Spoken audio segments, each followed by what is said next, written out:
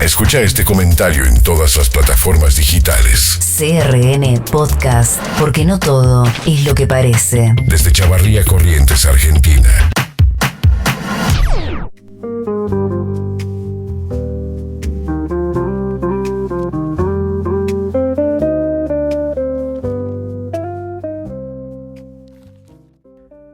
Enrique lleva 15 años enseñando en escuelas rurales de Corrientes. Trabaja en una plurigrado en el paraje Arroyito, cuarta sección rural de Saladas, sobre la Ruta Nacional 12. Tiene 13 alumnos desde nivel inicial hasta sexto grado, todos juntos en el mismo salón. Cuando llueve, muchas veces Enrique va por caminos de tierra, con barro, y los chicos suelen venir en estas épocas de lluvia, suelen venir a caballo a la escuela, ¿no? Enrique no es un caso excepcional, ¿no? Es la norma. En el interior profundo de Corrientes hay maestros que recorren entre 70 y 100 kilómetros para llegar de una escuela a otra. Muchos lo hacen en moto para abaratar los costos, otros hacen dedo en la ruta, esperando que alguien los acerque. No hay transporte público que lo asista, no hay subsidio que alcance, y cuando llegan no encuentran un edificio moderno muchas veces. Encuentran chapas con agujeros, paredes sin pinturas, aulas sin conectividad, y en muchos casos el comedor a cargo del mismo docente que acaba de dictar 3 materias para 4 grados distintos. Corrientes tiene más de 1000 escuelas primarias distribuidas en un territorio de 88.000 kilómetros cuadrados, atravesado por esteros, por montes, caminos de tierra, que se vuelven intransitables con la lluvia. Buena parte de esas escuelas son unitarias, sería, ¿no? Un solo maestro para todos los grados, sin auxiliar, sin vice, sin nadie más. El Estado llama a eso gestión pedagógica. Los maestros lo llaman sobrevivir. Esa es la escuela rural correntina. Y en esa escuela trabaja una persona que gana, si tiene suerte y junta las horas suficientes, alrededor de 900.000 pesos por mes. El gobierno de Juan Pablo Valdés, quien asumió el 10 de diciembre de 2025, sucediendo a su hermano Gustavo, que gobernó 8 años, heredó un conflicto salarial que venía arrastrándose desde antes de la transición, ¿no? Y heredó también el discurso de siempre, ¿no? Corrientes paga el salario docente inicial más alto de todo el nordeste argentino. Los números, en términos comparativos, no mienten del todo, ¿no? En agosto del 2025, con un incremento del 12%, el sueldo mínimo docente, sin antigüedad, superó los 957.000 pesos, ¿no? La gestión acumuló en ese año un 35% de aumento frente a una inflación del 31,5%. Desde las oficinas de Hacienda celebraron la diferencia. En Formosa el ingreso ronda los 880.000 pesos, en Chaco 802.000 aproximadamente, y en Misiones apenas 630.000 pesos, ¿no? El problema es que compararse hacia abajo no alcanza para vivir. Ese mismo sueldo correntino tiene, según análisis del poder de compra por provincia, un 29% menos de capacidad adquisitiva real que los salarios de referencia de las provincias patagónicas, ¿no? Dicho de otro modo, que el número sea el más alto de la región no significa que alcance. Significa que los demás están peor todavía. 957.000 pesos en marzo del 2026 no llegan a cubrir la canasta básica de una familia tipo. No alcanza para pagar la luz, que subió 100%. No alcanzan para poner nafta todos los días y recorrer 100 kilómetros de ruta provincial. Y desde agosto del 2025, los salarios no se movieron más. 6 meses de congelamiento, mientras los precios siguen aumentando, ¿no? A mediados del marzo del 2026, el gobierno volvió a la mesa de negociación con una oferta del 6%. ¿No? Los gremios esperaban al menos el doble.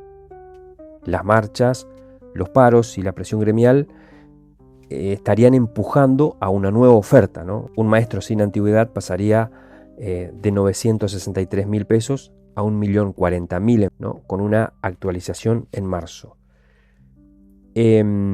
Los gremios consultaban a sus bases mientras estábamos grabando este podcast, ¿no? Desde el Sindicato Único de Trabajadores de la Educación de Corrientes, SUTECO, habían dicho en las condiciones salariales, presupuestarias en las que estamos hoy, los docentes no estaríamos iniciando las clases. Lo había dicho Fernando Ramírez, secretario general, antes del inicio del ciclo lectivo 2026. La Asociación Correntina de Docentes Provinciales, ACDP, sumó su voz desde el interior, ¿no? Docentes de distintas localidades, agrupados bajo la bandera de la ACDP, elevaron un petitorio directamente al gobernador Juan Pablo Valdés. El documento, escrito con la urgencia de quien ya no tiene tiempo, ¿no?, para esperar, ¿no? Y en esa lista de reclamos está todo lo que el Estado prefiere no nombrar. Por ejemplo, piden la derogación del artículo 4 del decreto 355/24, que es la herramienta legal con la que el gobierno provincial aplica descuentos a los salarios por días de paro. Piden el blanqueo de las sumas en negro, esos complementos que no aportan a la jubilación, que engordan el recibo de sueldo, pero no cuentan cuando el maestro se retira, por ejemplo. Piden aumento al básico, no sumas fijas, no parches, el básico real, el que determina cuánto valen sus horas. También piden estabilidad laboral en todos los niveles y en todas las modalidades, ¿no? Porque hay docentes que llevan años en situación de interinatos, sin certezas de si el año próximo tendrán un cargo, ¿no? Piden la normalización del IOSCOR, la obra social provincial que arrastra denuncias de cobertura insuficiente, turnos que no salen, medicamentos que no se autorizan, especialistas que no están en cartilla. Y para un maestro del interior que vive a 80 kilómetros de un hospital, una obra social que no funciona no es un inconveniente. Es un verdadero riesgo para su vida, para su salud, ¿no? Pero quizás el punto más crudo de todo el petitorio sea el que habla de infraestructura. Los docentes de escuelas del interior de Corrientes no piden gimnasios, no piden laboratorios, piden lo básico, ¿no? Piden luz, piden ventiladores para los meses en que el calor correntino hace imposible estar adentro de un aula. Piden que arreglen los techos que filtran cuando llueve. Piden que funcionen las cloacas. Son reclamos tan básicos que duele leerlos en un documento. Y son reclamos que nos dicen, con más claridad que cualquier estadística, en qué condiciones enseña y se aprende en el interior de esta provincia. También señalan la falta del plus en los dos cargos, ¿no? La autonomía de las juntas de clasificación, la conformación de la comisión de competencia de títulos y la finalización de la titularización del nivel secundario. Son demandas técnicas que, traducidas al castellano, al criollo, significan lo mismo. docentes que trabajan sin certezas, sin reconocimiento institucional y sin los mecanismos que garantizan la carrera docente que la ley dice que existe. Y hay algo en la estructura del sueldo docente correntino que merece explicarse con un poco más de claridad, ¿no? Porque es uno de los reclamos más insistentes en este petitorio que le van a hacer al gobernador entre los docentes y los gremios en general, ¿no? Gran parte de lo que cobra un maestro no es salario, son sumas no remunerativas, ¿no? Complementos sin aportes, códigos que aparecen en el recibo pero que no existen a los efectos jubilatorios ni para el cálculo de otros beneficios. El gobierno provincial prefiere los aumentos en esa modalidad porque son más baratos fiscalmente. No generan obligaciones previsionales ni impactan en el básico. Pero para el docente, ese mecanismo es una trampa de largo plazo. Trabaja entre 20 o 30 años con un recibo inflado por sumas que no cuentan, y cuando llega el momento de jubilarse, descubre que su haber real es una fracción de lo que creía haber acumulado. El sacrificio de toda una vida laboral se licúa en un sistema diseñado para ahorrar el presente a costa del futuro del trabajador. Por eso el petitorio de los docentes del interior, de escuelas del interior, exige el blanqueo de las sumas en negro y el aumento al básico. Y esto no es un capricho de los docentes, no es un capricho gremial, es una defensa elemental del derecho a jubilarse con dignidad, ¿no? Y para entender lo que piden los docentes en Corrientes hay que entender dónde trabajan, ¿no? Corrientes cerró el año 2024 con un 36% de pobreza y un 6,7% de indigencia. Según los datos del INDEC, no estamos inventando nada, según los datos del INDEC. Eso ubica a la provincia muy por encima del promedio nacional, en una región, el NEA, donde casi la mitad de la población vive en situación de pobreza. En ese contexto, la escuela pública no es solo el lugar donde se aprende a leer, es el lugar donde los chicos comen, donde se abrigan y encuentran muchas veces el único adulto de referencia del día, ¿no? Y Corrientes, y acá hay un dato también bastante preocupante, ¿no? Corrientes figura entre las provincias con las tasas de repitencia más altas del país, junto con Santiago del Estero y Formosa. Y esto no es un accidente, no es casualidad, es la consecuencia directa de décadas de pobreza estructural, de aulas sin recursos, de docentes agotados que hacen lo que pueden con lo que tienen, y lo que tienen casi siempre, para no decir siempre, es muy poco. Muchas comunidades del interior correntino, parajes que ni figuran en el mapa político, dependen de una sola institución pública para todo, la escuela. No hay sala de primeros auxilios, no hay municipio funcionando, no hay servicio de correo. La escuela es el Estado. Y ese Estado llega en la persona de un maestro que cobra lo que cobra, que viajó lo que viajó, y que va a la escuela y da clases a pesar de todo eso. Hubo, en medio de este panorama, una decisión provincial que merece ser reconocida, ¿no? Cuando el gobierno de Javier Milei dejó de transferir el Fondo Nacional de Incentivo Docente, la mayoría de las provincias quedaron a la intemperie, ¿no?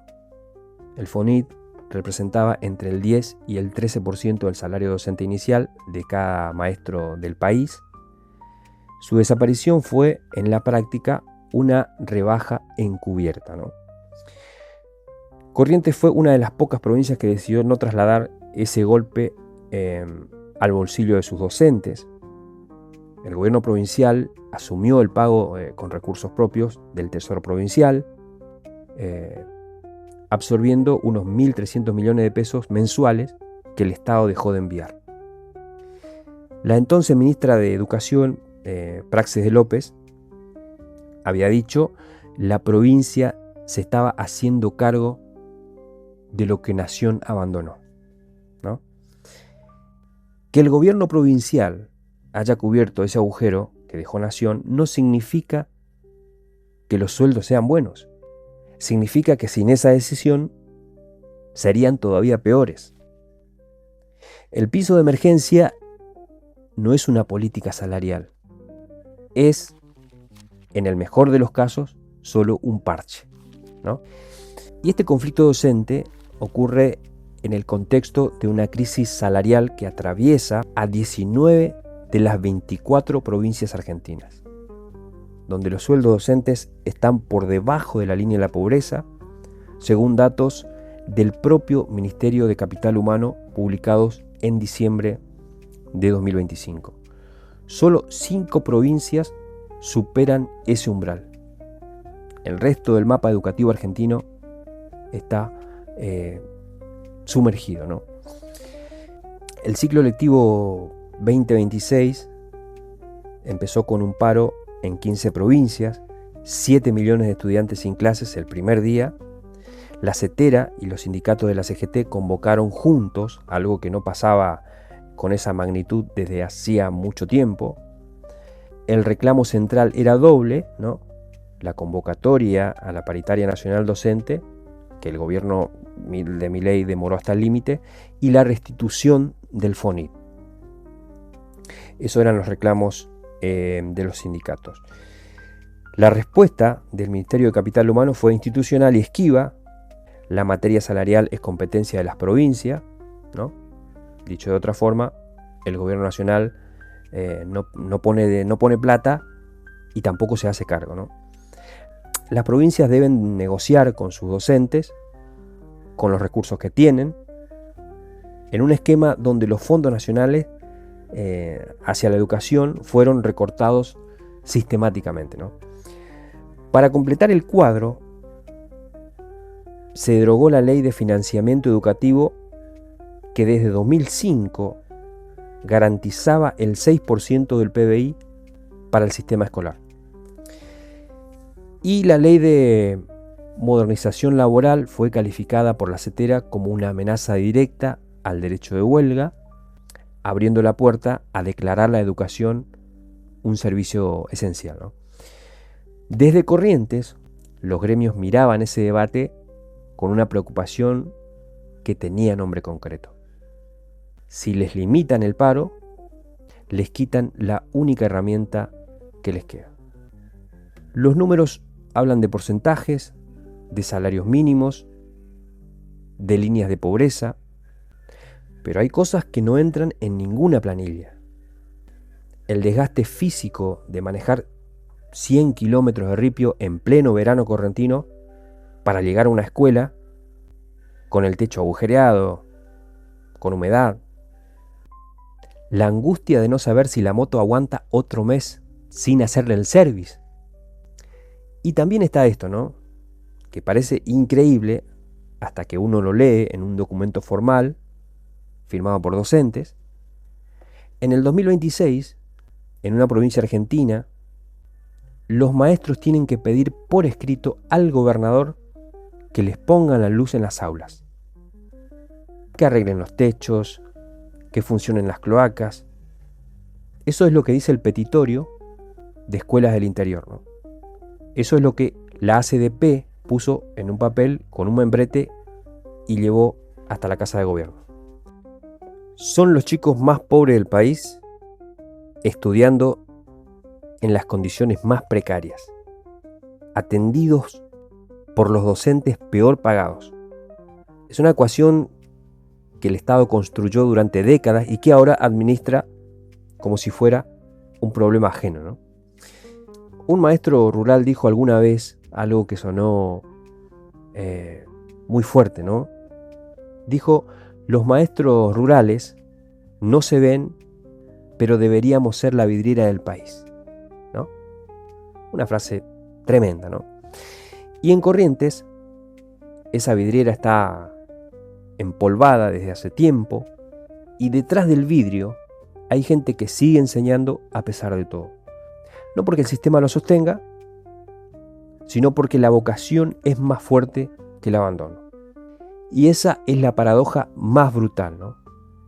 El Estado cuenta con su entrega para seguir funcionando y los paga como si su trabajo pudiera valer tan poco.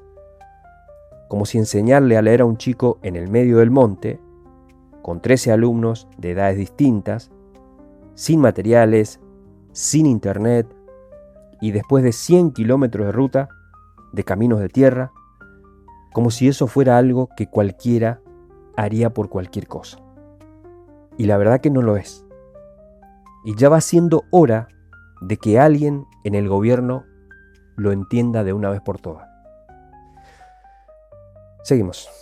Escucha este comentario en todas las plataformas digitales. CRN Podcast, porque no todo es lo que parece. Desde Chavarría Corrientes, Argentina.